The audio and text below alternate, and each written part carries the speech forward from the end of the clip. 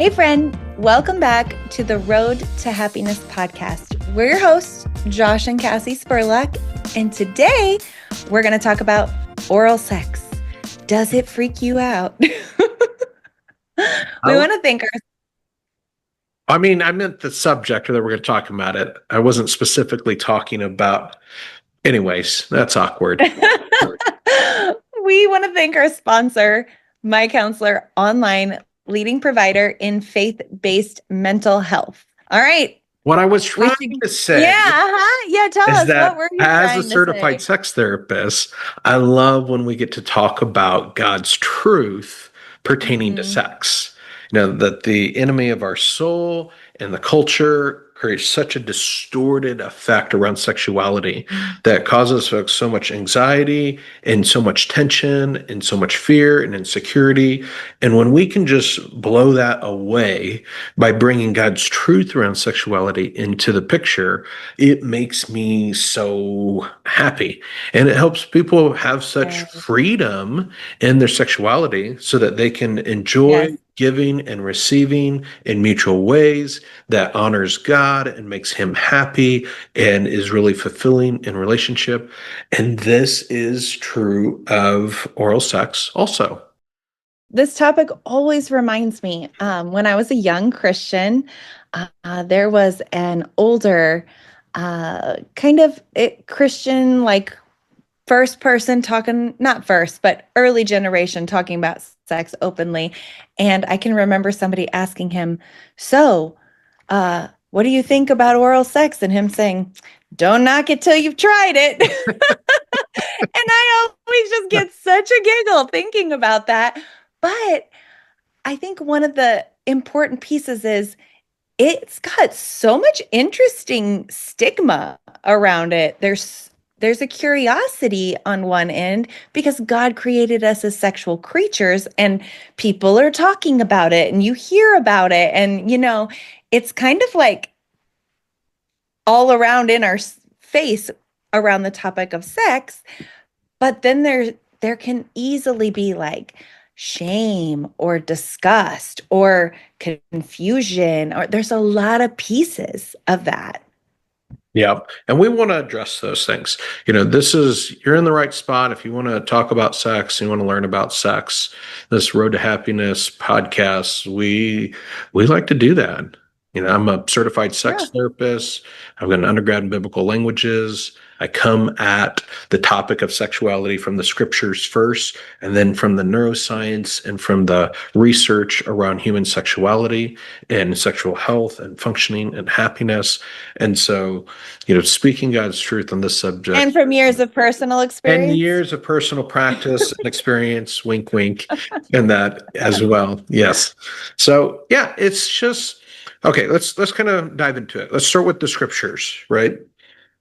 Yeah. There is nothing in the scriptures that condemns oral sex.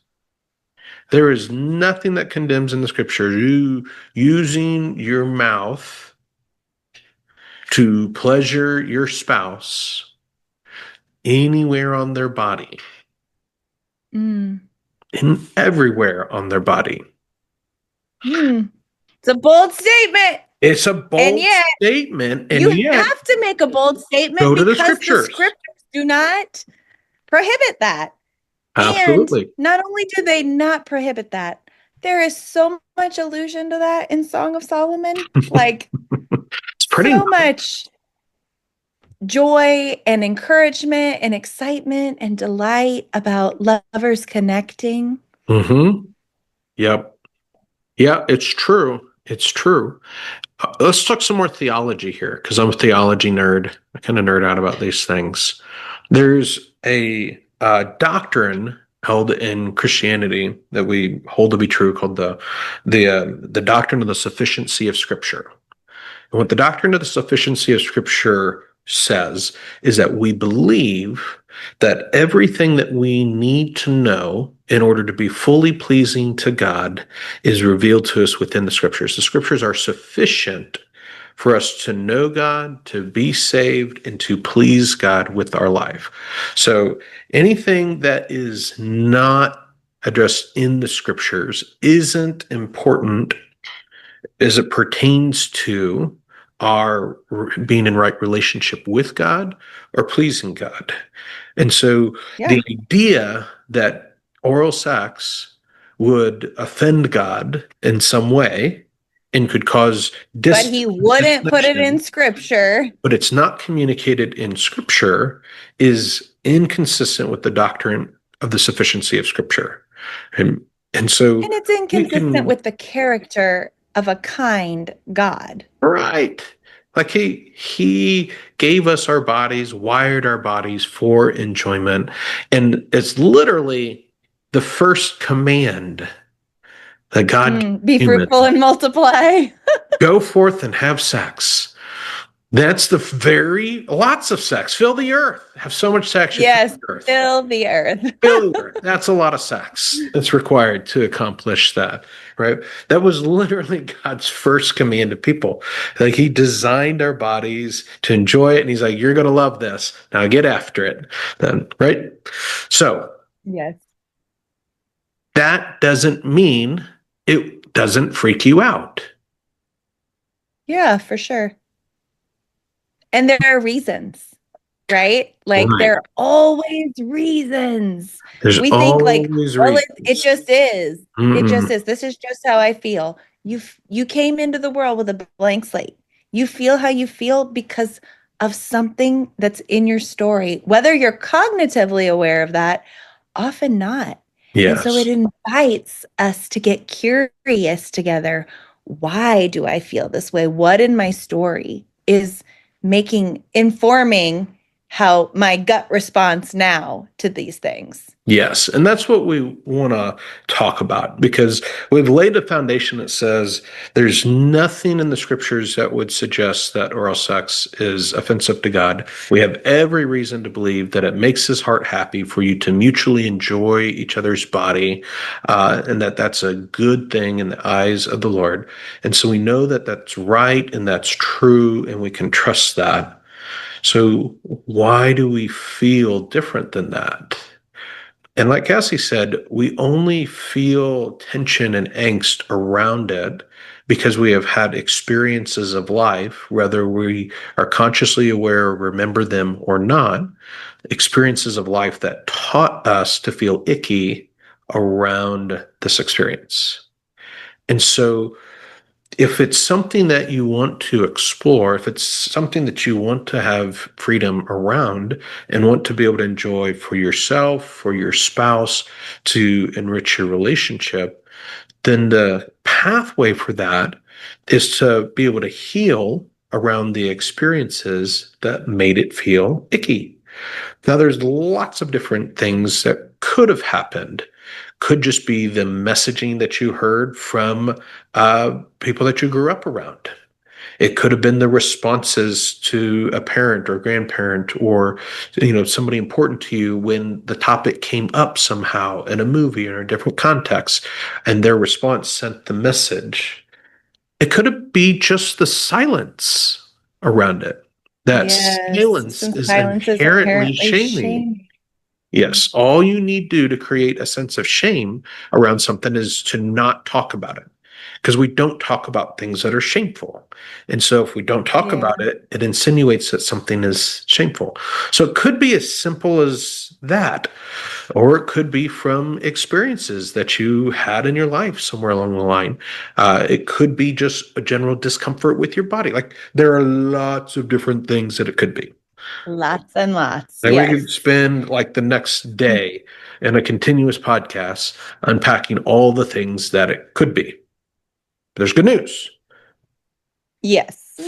We don't have to do that. We don't have to like put on our sleuth hat and go hunting. Your body, your nervous system knows what happened that's creating this association.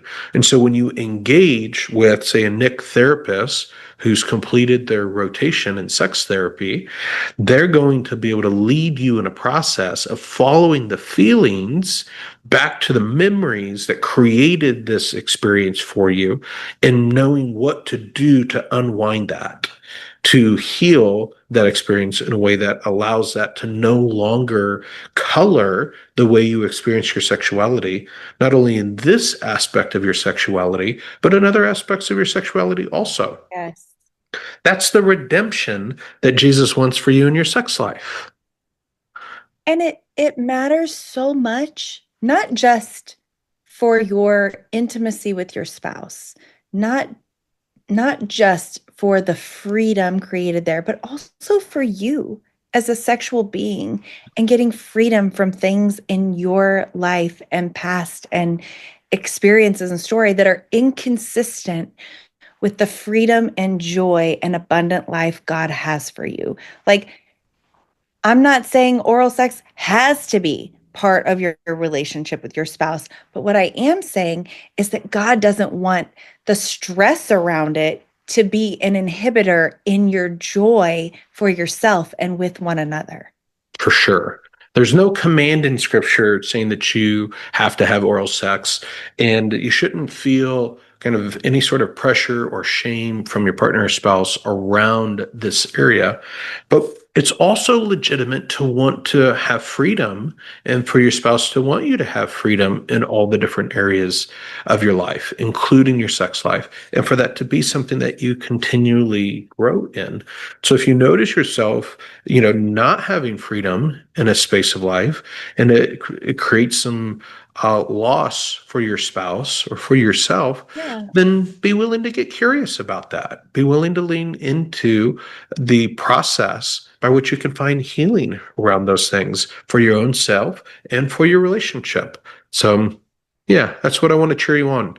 As a sex therapist who's had an Yeah. opportunity to sit with many, many couples and unpack and unwind all the various things that can get in the way here, I can tell you with confidence that we have a very, very high success rate in helping people identify what's getting in the way and unwinding that so that they can enjoy all the different variety and freedom within their sex life that they want to and that they desire to. That our God is a redemptive God. He wants to heal and transform all the things that get in the way of his people enjoying the fullness of abundant life that he created for them, including their sex life. Yeah. It's a It's a good fact. gift he has for us. Yep.